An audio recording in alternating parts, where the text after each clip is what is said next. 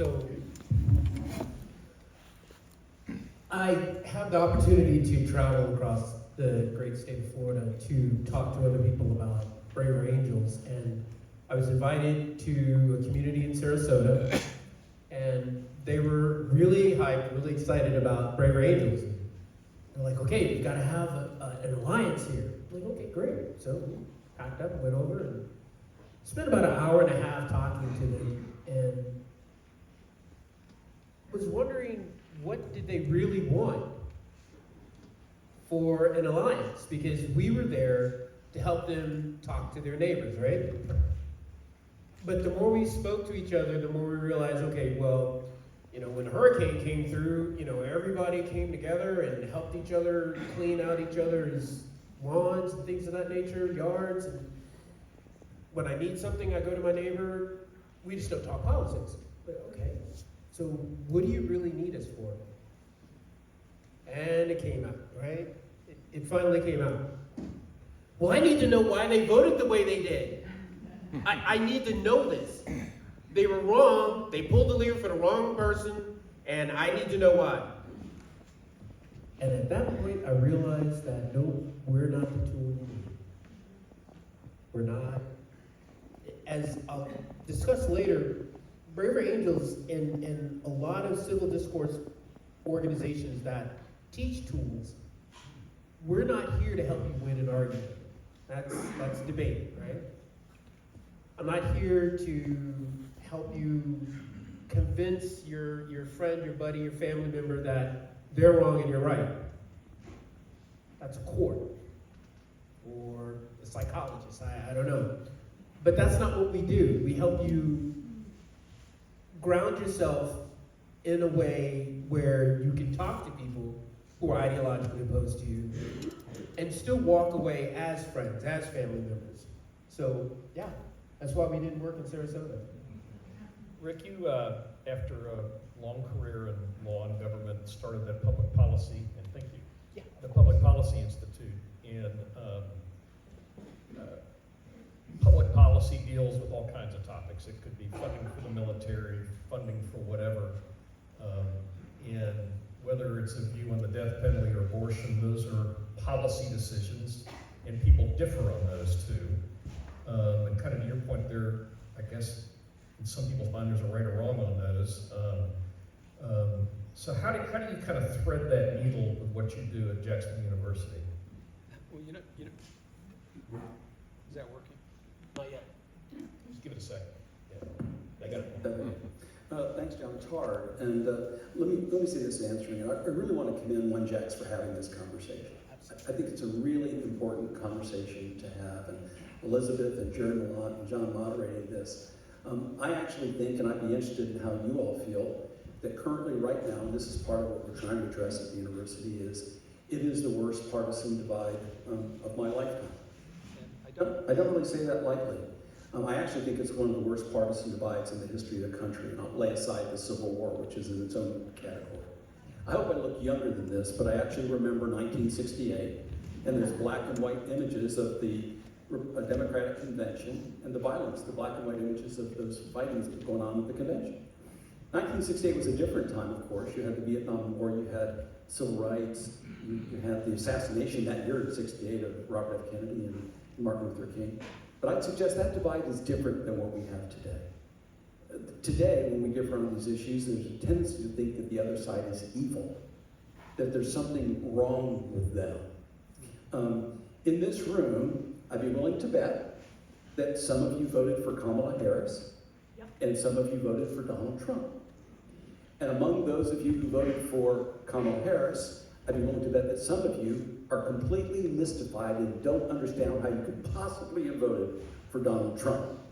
And among some of you who voted for Donald Trump, you are stunned that someone could possibly vote for Kamala Harris.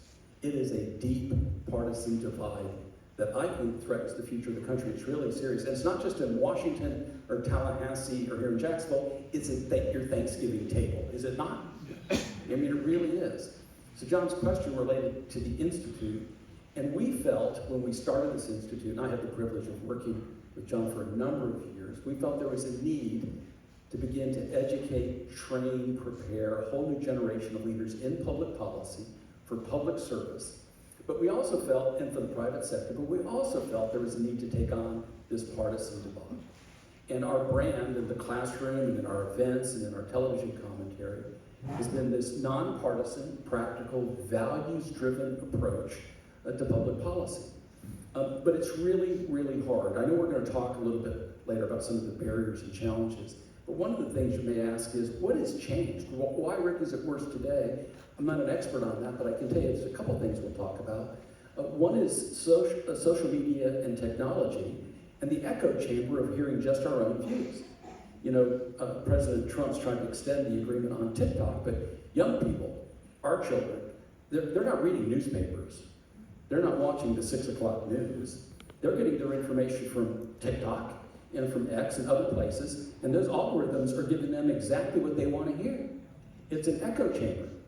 And so you've got, and then with the way we gerrymander our districts around the country, predominantly blue or red, it allows those representatives to play hard to that base, knowing there's no political price. And then instead of whether or not they were more closely divided, they had to be more measured. It's kind of structural. Then you have information. You have the media to place to one point or another, whether it's CNN on the one or MSNBC versus Fox, for example. It is and there's generational differences. This is a really hard conversation. I'm looking forward to Kelly's solutions. But because I could just describe it, I can't solve it. But one last piece, and I learned this watching John as mayor and other pieces too. There's a real tendency, and we try to address this, to take really difficult, complex issues and oversimplify them. Immigration is a serious issue. It's a challenging issue. And it's actually a complex issue. It's not really that simple, although we make it black and white for political purposes, and then we demagogue it. I'll speak for just myself. I find I'm my most adamant and most dogmatic when I'm the least informed, personally. And then Since I'm a 40-year friend, I can attest that's that's true. But as you begin to educate yourself, it becomes more gray. The DEI issue is a challenging issue. Energy is actually a huge issue because there's also climate change issues. How you're going to resolve the war with Ukraine and in the Middle East, these aren't black and white. But the partisan divide treats it that way. So this tonight, I think, is a really, really important conversation. I'm really glad we're having it. I didn't directly answer John's question except to say this. At the Institute, we're trying really hard institutionally through our core values, civility, integrity, accountability, stewardship, and courage, to really take on the partisan divide. And with our students, I care much more about their thinking and their analysis than I do their conclusion. And it's really important that they listen and be respectful. And I'm hoping that, you know, we'll take this on being value-centered, that we'll listen more. We might even let a little empathy sneak in sometimes, and to take on what I consider to be one of the great challenges the country is facing today. And I'm going to set up a quick anecdote for Kelly that I think is a great jumping off point from what Rick just mentioned. In the 2008 recession, I know, Rick, you were in City Hall, 20% of the revenue for the state disappeared. And, you know, if a business does that, then you lay off people and you buy fewer hamburgers. Well, it's not like the state of Florida can say that 20% of the first graders don't come, or 20% of the patients in Chattahoochee, we're just going to turn you loose, or 20% of the inmates in the prison, we're going to turn you loose, or 20% of our debt payments, we're not going to make that. Similar thing happened here, and Mayor John Payton then raised property taxes and took more money from the JEA.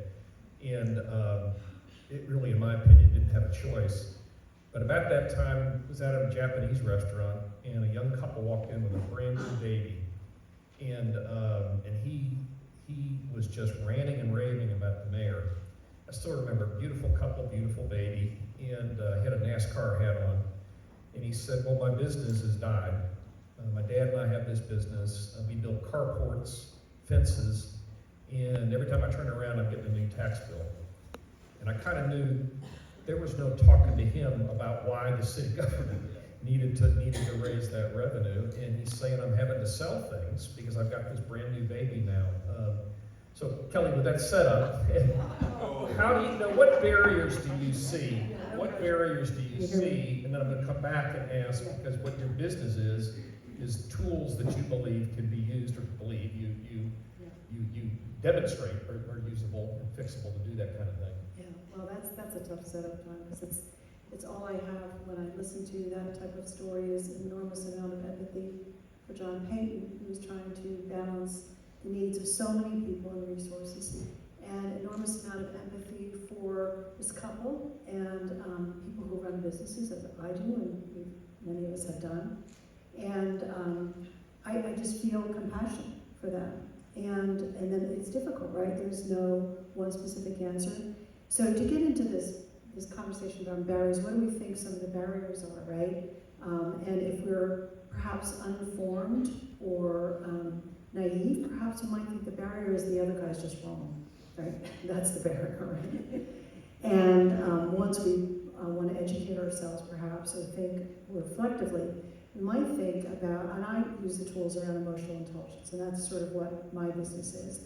I spend time helping people understand self-awareness and self-regulation. These are two what we call domains that Daniel Goleman has taught me in my training classes. And then the third domain might be social awareness. The last one is relationship management.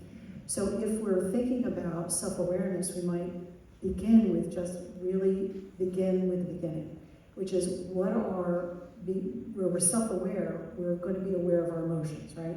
And just as I responded to you, my emotions responding to you were enormous amounts of empathy for the mayor, and those who have to make decisions around resources, and then for the participants on the other end of all those, where those resources are.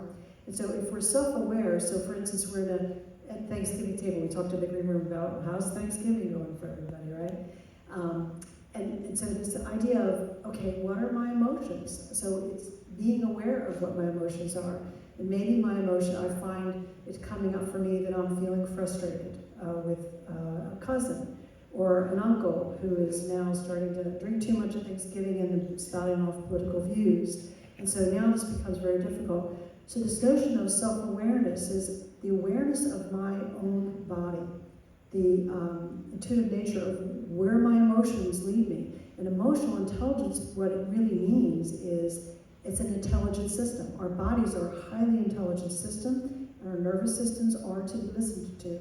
So if we're finding our breath getting shorter and our emotions rising when we're listening to a friend or a neighbor, we talk about the neighbors, or we're getting a tax bill and we're finding our breath getting shorter and we're getting more angry, this is where we all need to begin. That's where we begin, is understanding where our emotions lie and how do we respond to them. And then the second part of that is how do we emote around that? So emotion regulation. I'm finding myself getting excited about my football team, and I get so excited to invite all my neighbors to go drinking in the driveway, and that could be fun. But maybe I don't notice my next door neighbor is in recovery, and I keep saying, why don't you come drinking with us? Why don't you come drinking with us? And so what I'm noticing is that I am overly excited and perhaps not tuning into other people's needs, right? So this notion of even excitement can be regulated. So all this array of emotions is where I think we all need to, this is where our leadership for ourselves, our families, our cities, our nation, this is where it begins, is understanding what our emotions are. If our emotions are the people you visit say, well, we are angry and really we just want to win, so we have to hire this guy to come in and show everybody that they're wrong. And so that is an emotional work that we need to do. And so the barrier to me is that we're so hijacked by when you really led us a great conversation around the media. The algorithms have really got us captured, whether we think so or not. They really got my number. I like cat videos on Instagram, I'm not gonna lie. And so, anybody who writes algorithms has my number. I mean, they know exactly how many cat videos I like. So this is really something that we've all got to concern ourselves with. I think also this notion of a knowing, what they call a knowing mind. We know in our heart that we're probably right, and we're just going to wait for everybody to come around, right? And isn't that sort of where it sits for us? And so this is also reflective time. I work with a beautiful group of meditators in town, and we spend every week talking about anger and frustration, and we work through and talk about our emotions and say, how does that work for us, and how are we managing and learning from our emotional states so that we can regulate and be leaders in our families, go home and practice there, be leaders at our workplace and go practice there, and then be leaders in other groups that we belong to and go practice there. So I see this, there are people like Rick who did all this incredible analysis, which is important for us to understand, to have this information, because his work helps us inform ourselves with facts and is grounded.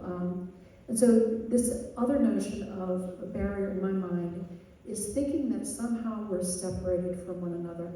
And really, we are all an organism that works and breathes together. And so my calling for all of us, if there is a calling, would be to, what Tara Brach calls about, is waking up from this illusion of separateness. We are not separate. All of our nervous systems, when we're in a room together, the scientific studies show that we actually all regulate in one together. If we were to sing a song right now, we all breathe in the same places, we'd actually have a really high levels of regulation in our nervous system. So we are really organisms that get along with one another and want to get along, and we need each other.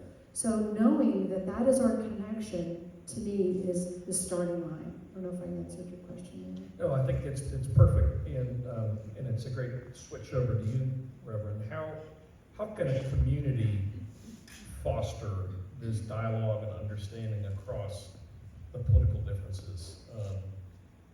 It's kind of a lot of what you've done with that group, but how can they do that? I like that. So there's this little verse in a book that I'm kind of familiar with.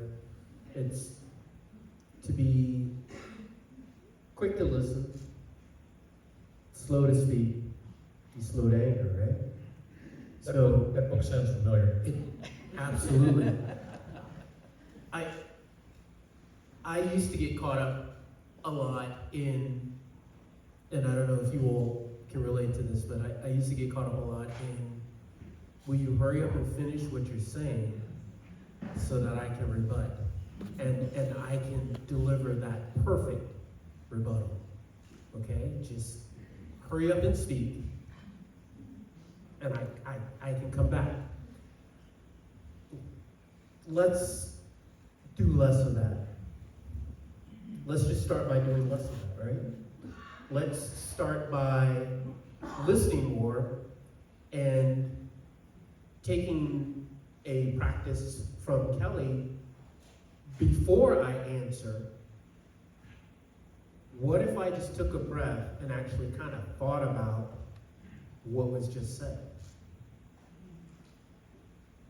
When she talks about body intelligence, body knowledge, the knowing mind, I'm always surprised at how we will very easily give up our higher executive functions, right? To just go quick to, what was the movie? Waterboy? The medulla oblongata? Right. Yeah.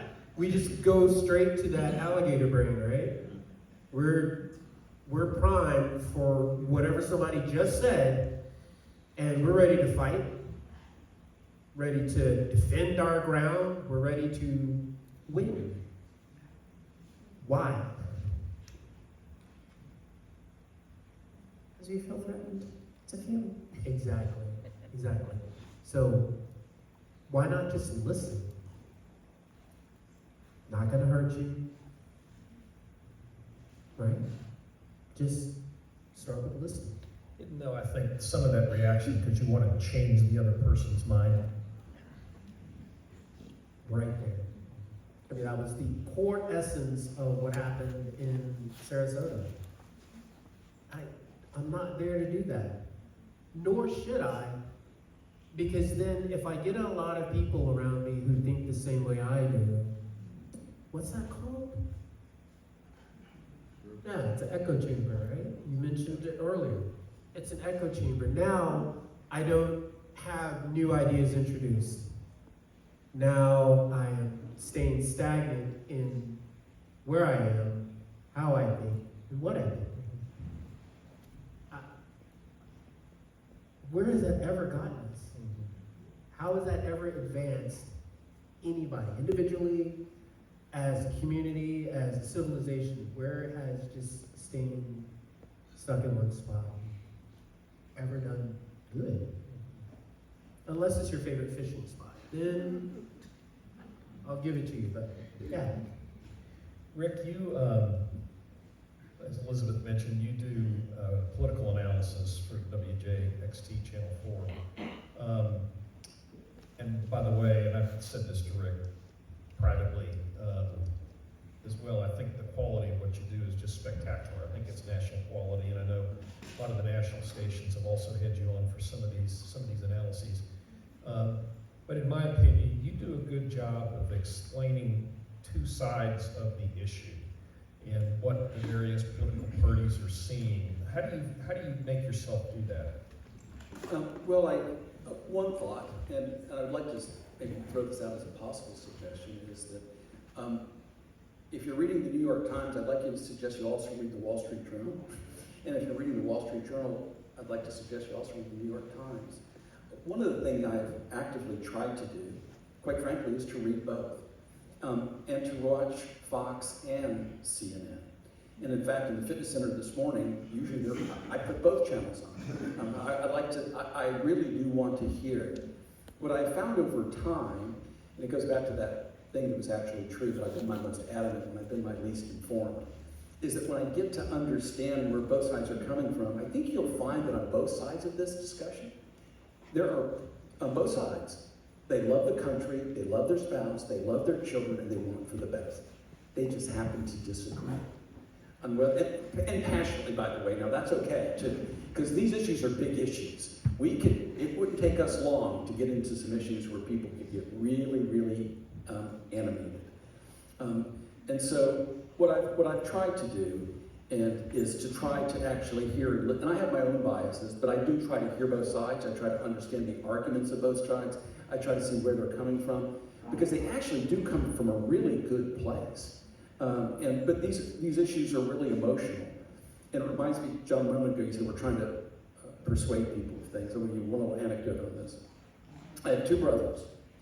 One brother really supports Donald Trump. One brother really opposes Donald Trump. And I put that mildly for both of them. And I'm the oldest.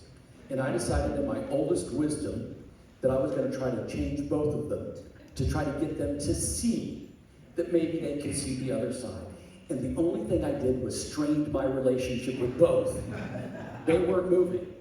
And instead of me doing that, first of all, as I talk about sometimes, depending on, not in my own issues, is I really started just listening more and understanding why they come from, where they come from.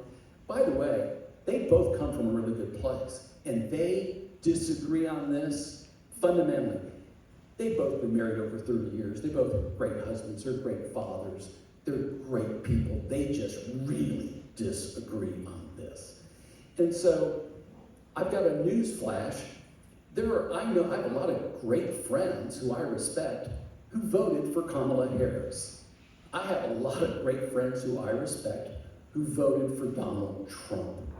And now this may be hard for some people to believe, because a lot of people say, well, I don't know anybody who voted for Donald Trump. I don't know anybody who voted for Kamala Harris.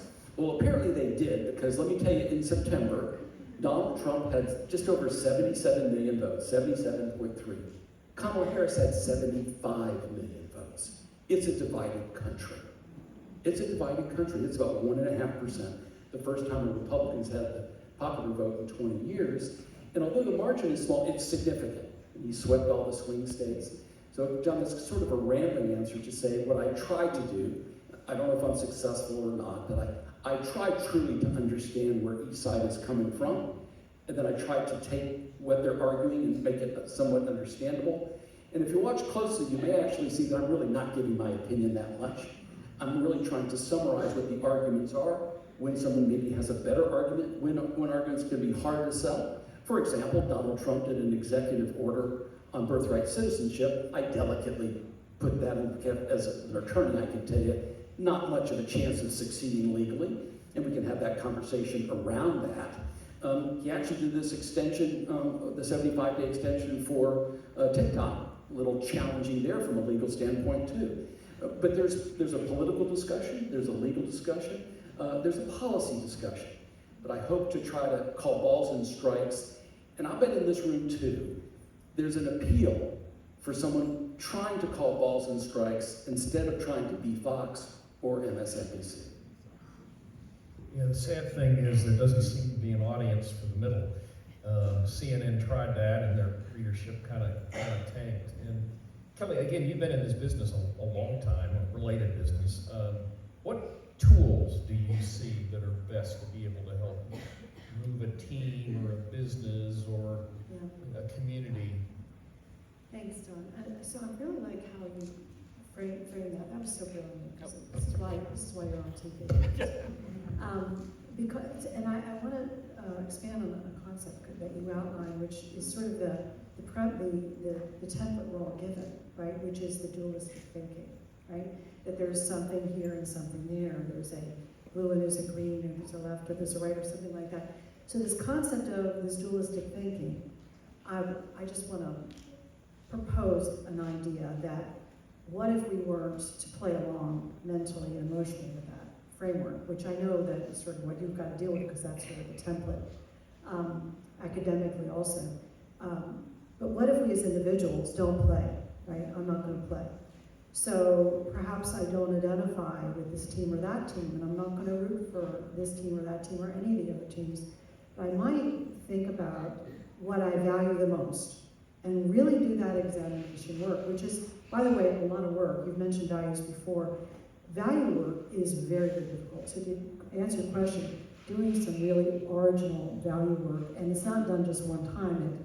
As you know, from being leader, it changes through the years. I mean, you value when your kids are young, you value, education and which school, and then things change, and then your focus changes, and now you don't need an SUV anymore, you might want to get a different car. So our values can evolve over our lifetime. And being, again, back to self-awareness, I know this sounds a little boring, but back to the self-work of the self-leadership of who am I, what do I value? And so this starting point is perhaps you have me in your organization because I'm hired by companies. If you don't, perhaps you have a local sangha that you work with, or a local church, or a pastor, or a really great friend like Chuck who could walk you through these ideas. But find your community. And I talked about earlier that we're not separated. This work doesn't get done alone. I mean, you don't sit in your room and decide how you value everything. And so finding your community and your value community and have a place where you can work that out together. I mean, be safe, be honest, and to be able to work it out together, that's really the origin work. John and I do that with organizations. But again, without a trainer inside your organization, maybe you don't have that luxury. It is a luxury. If you don't have that, I think finding an organization in your community, even if it's a book club, a friend of mine in a book club is here today. To your point also, you mentioned about family. I have family here tonight, and I have 4 brothers and 4 sisters. I have 4 brothers who now are not talking to one another for the same reasons. And we were talking today over the fireplace today of, well, do we get involved? Do we pull them aside? Who does that? Who gets to do that, right? And maybe we bring Chuck home and he can talk to my brothers. But this is where it is now. It's in our families, and so it's difficult. So back to the practice is, to me, it's deep listening, John, and being able to find a mentor to help us learn how to be deep and spiritual listeners. I talk about using breathing practice I've learned from really beautiful people. Some of them are in the room here, our Sangha group. And one of the practices that maybe you can use when you're out in the audience is before each one of you shares at the table, to take a whole table, take one breath, just one breath. And then the next person is to share.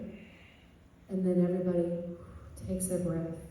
And so really increasing if you can look up Tara Brach or some of these other people, Christian Neff or Compassion, and learn the practices of how to listen. So to me, it's skill development of how to listen to one another. I think about that. I want to share a quote, that's why I have my paper here. Viktor Frankl, you all know this, but I'm going to say it correctly. Between stimulus and response, there is a space. And in that space is our power to choose our response. In our response lies our growth and our freedom. So to your point, being a better listener to your brothers, I learned from studying Thich Nhat Hanh that he talks so much about deep, deep, deep listening, and that it's a continual lifeline practice, that being able to deeply listen to another human being is the most healing thing that you can do. So if you're listening and they're saying things you don't understand or agree with, practice the breathing, practice it deeply. Allow your body to accept that information, and then deeply listen even more. Because if they're that passionate about what they're talking about, they really need to tell you about it, and they're very upset, then they need to heal. And you, by being a good listener and a friend and a loved one, can be a healing force. And that really, to me, is the answer, is to be a healing force for each other by being a very deep and loving listener. And maybe you have a mantra and you say, I just love this person, I'm going to listen more. I'm curious, and I'm just going to listen more. Say it inside your mind, right? And then it might soften your face so that they know you really mean it, and not you're just listening. Just as Stephen Covey says, listening to respond, right? So I don't know if I think each of you are setting the previous panelist up well, so from that, Pastor, we'll roll over to you. How do you, what practical advice would you have for people that are confronting this kind of a scenario? Beyond just the listening that you both have spoken so well of. Funny you should ask. Are we ready? Let's do it. Yes, okay. I've been looking for you to see when we were going to get the hook, so looks like we set you up, Elizabeth, very well to turn it back over to the next step. Thank you very much tonight. Thank you.